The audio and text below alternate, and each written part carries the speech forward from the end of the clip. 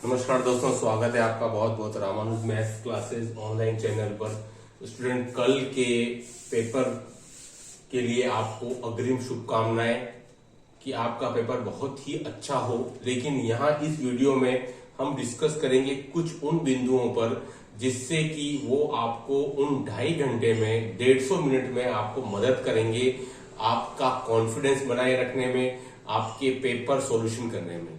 देखिए student, number 1 सबसे पहली चीज है कि कल जो पेपर होने वाला स्टूडेंट शाम की शिफ्ट में, वो और आप जो 26/12 को जो पेपर हुआ था स्टूडेंट मैथ सेकंड ग्रेड का, दोनों का आप बिल्कुल कोई कंपैरिजन करके और कल पेपर देने नहीं जाए।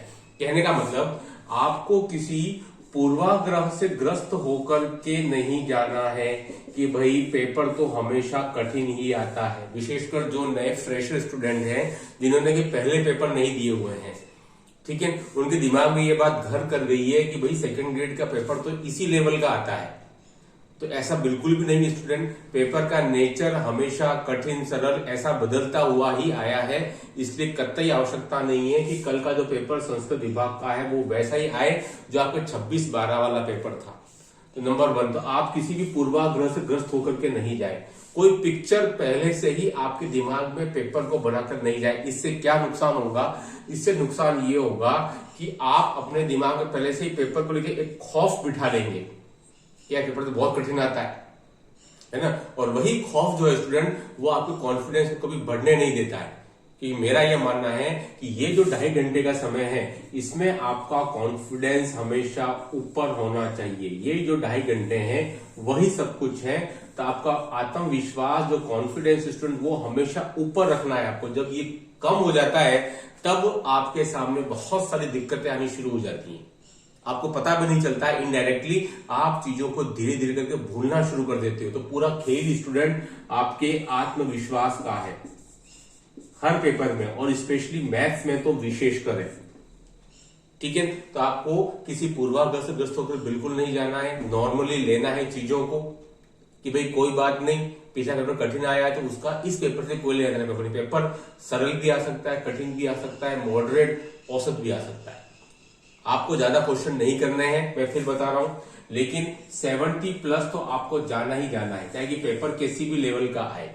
क्योंकि आपको पता है स्टूडेंट कि 40% लाने के लिए आपको सही आपके 60 प्रश्न होने आवश्यक हैं, जनरल, ओबीसी, ईडब्ल्यूएस कैटेगरी में, एमबीसी में।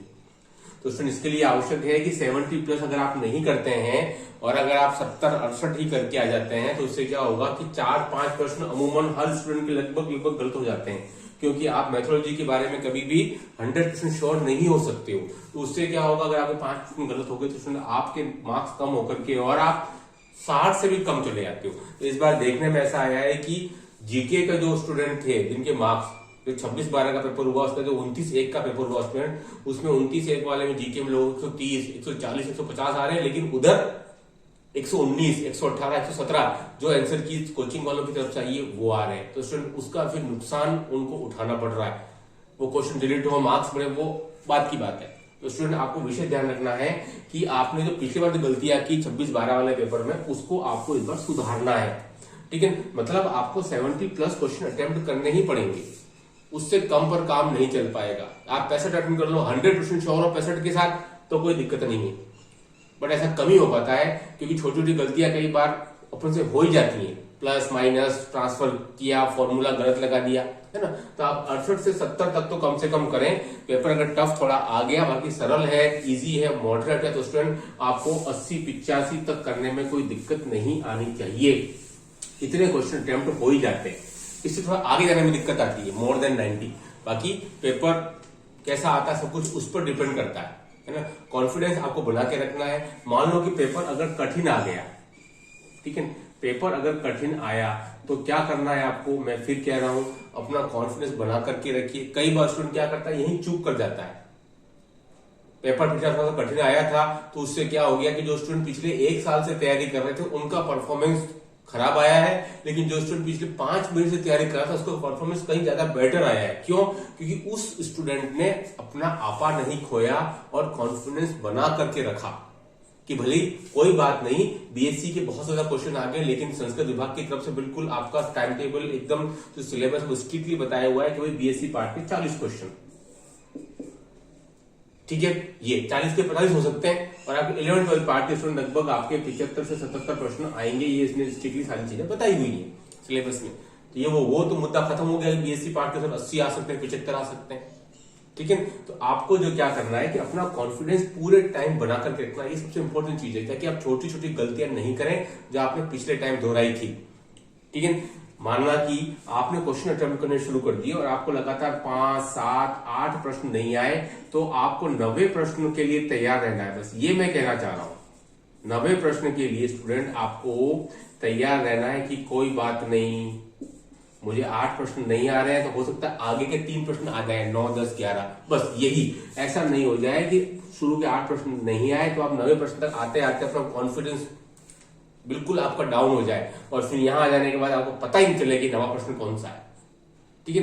क्वेश्चन मिलते हैं स्टूडेंट, ऐसी बात नहीं है। पिछले पेपर में भी ऐसे प्रश्न थे जो कि आप अटेम्प्ट करके आराम से आप 55-60 तक पहुंच सकते थे, जिस स्टूडेंट ने मेहनत की है लगभग 6 महीने की।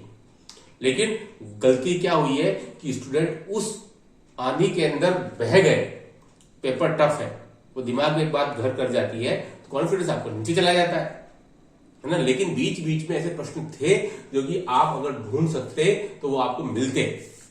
मैथोलॉजी के अलावा बात कर रहा हूं, हमको कंटेंट में, समझा रही बात मेरी आपको, है ना। तो ये बात को विशेष ध्यान रखना आपको कि प्रश्न अगर आपने अच्छी मेहनत की है 6 महीने की, 8 महीने की स्टूडेंट, तो आपको आपके वो क्वेश्चन जरूर मिलेंगे जो आपने अच्छे से प्रिपेयर किए। बस उनको ढूंढना आपको आना चाहिए और ढूंढ करके उनको सही करते आना चाहिए। आप पहुंच जाएंगे धीरे धीरे करके, अगर पेपर थोड़ा सा कठिन नेचर का आता है तो। बाकी अगर एवरेज आया, मॉडरेट आया तो कोई दिक्कत वाली बात ही नहीं है ना। खास बात हम कर रहे हैं कि आपको कॉन्फिडेंस लूज कब होता है, पेपर थोड़ा सा आपकी आशा के विपरीत आता है ना, तब कॉन्फिडेंस आपको लूज होता है ना। और दूसरी बात, क्वेश्चंस को जो है पूरा सोल्व करिए। पहले तो क्वेश्चन को पूरा रीड करिए शुरू से लेकर एंड तक, फिर चारों ऑप्शन को रीड करिए, उसके बाद में आप टिक गोला लगाइए। ये भी आप थोड़ा ध्यान रखें, जल्दबाजी नहीं करें अधिक से अधिक प्रश्न अटेम्प्ट करने की, समझ रही बात। नंबर सही प्रश्न अटेम्प्ट करने के होते हैं, अधिक से अधिक अटेम्प्ट करने के नहीं होते हैं।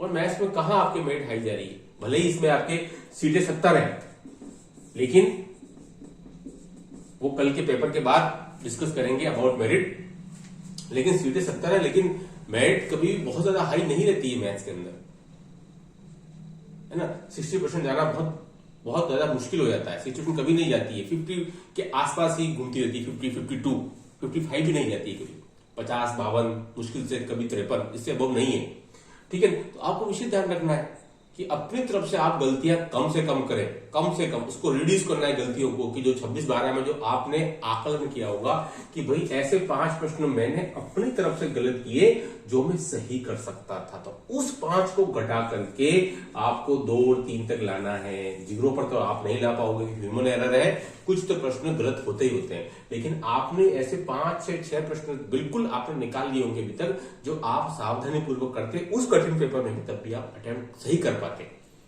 लेकिन आपने क्वेश्चन क्यों गलत किए, उन गलतियों को आपको सुधारना है, बस यही सबसे बड़ी बात है। जो स्टूडेंट कम गलतियां करता है पेपर के अंदर वो निकल जाता है, और जो स्टूडेंट ज्यादा गलतियां करता है उस 2.5 घंटे के उस पीरियड के अंदर वो बाहर रह जाता है। बस तो सब कुछ वो 150 मिनट है स्टूडेंट, बहुत जरूरी है आपको आपका कॉन्फिडेंस यानी कि आपका आत्मविश्वास हाई होना चाहिए। मैं कोई आलतू वक्त तुक्के लगाने की बात नहीं कर रहा हूं, लेकिन जब तक कि आपका आत्मविश्वास अधिक नहीं होगा और आप अपना कॉन्फिडेंस डाउन कर जाओगे कि यार सीटें तो ऑलरेडी 70 ही हैं, नंबर तो वैसे ही नहीं आना है, चलो 130 गोले लगा दिए, ये गलत अप्रोच है। इसमें तो आपने जो मेहनत की है वो भी धुल जाएगी, ठीक है। सीट्स को देख कर के गोले नहीं लगाएं, 130 लगा दिए तो क्या हो जाएगा, 50 गलत न 80 सही, तो आप कहीं के नहीं रहेंगे। जो कैलकुलेटर रिस्क है वो तो आप ले सकते हो 8, 10, 5-7 क्वेश्चन के ऊपर, लेकिन आपको बहुत अच्छे ढंग से सीटों को बिल्कुल दिमाग में नहीं लाते हुए पेपर अटेम्प्ट करना है। सिलेक्शन हो जाएगा, कोई दिक्कत वाली बात नहीं है। एक सीट चाहिए होती है, मेहनत अच्छी होती है तो सीट कभी आड़े नहीं आती है। मैं फिर बोल रहा हूं आपको, कई स्टूडेंट को पहले भी